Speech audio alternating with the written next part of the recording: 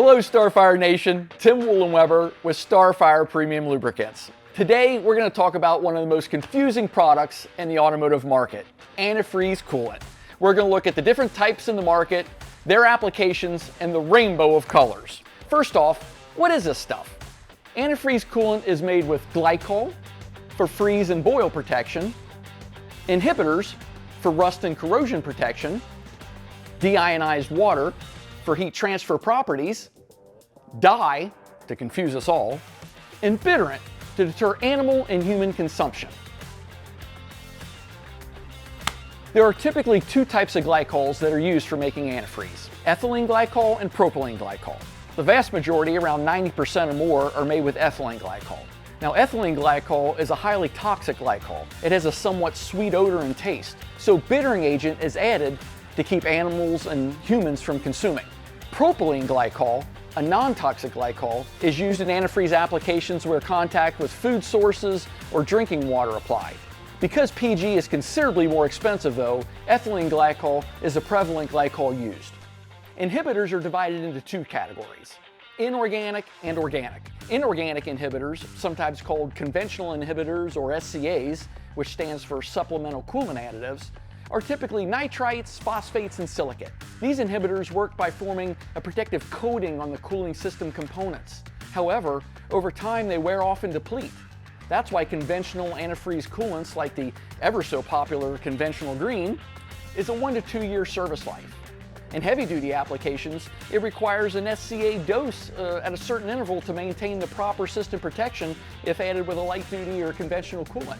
In other words, when the nitrite or phosphate is depleted, the additional SCA is added. Now, organic acid inhibitors, or organic acid technology, referred to sometimes as OAT, works differently from conventional inorganic inhibitors.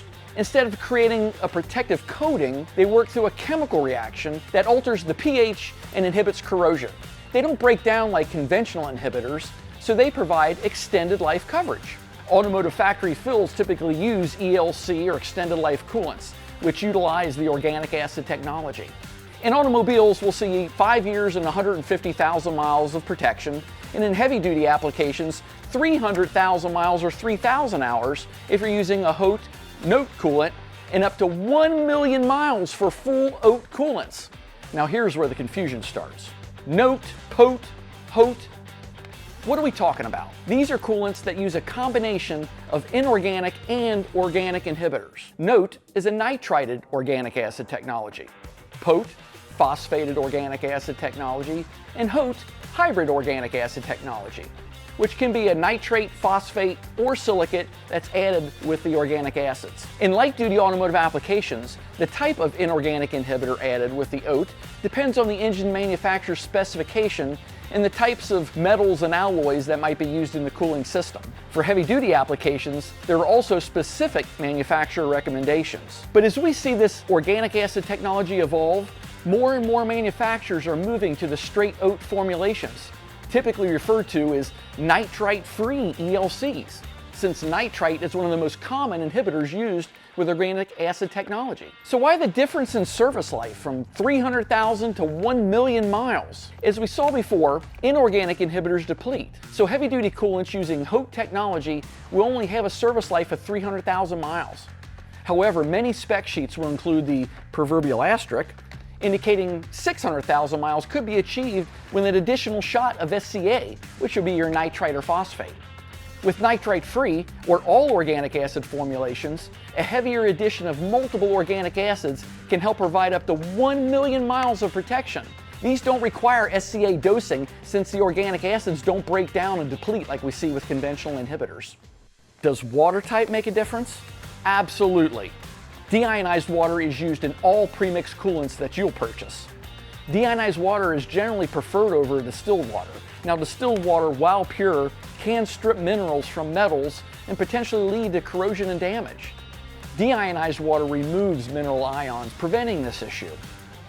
Using tap water is not recommended, as it has a much higher potential for clogs and corrosion due to mineral deposits from higher levels of calcium and lime. Wow, are you getting all this? Now, let's talk about the most confusing topic of all, color. First off, relax. Color is just a dye used to help visually differentiate the fluids and provides no performance characteristics. Initially, color was an indicator of the type of coolant you're actually getting, but this really isn't the case anymore. Green meant light-duty automotive conventional, yellow meant extended life light-duty automotive with organic acid technology, and red meant heavy-duty ELC. Now we see coolants of almost every color that are often tied to a brand. And some of these formulations have the same technologies, only with a different color.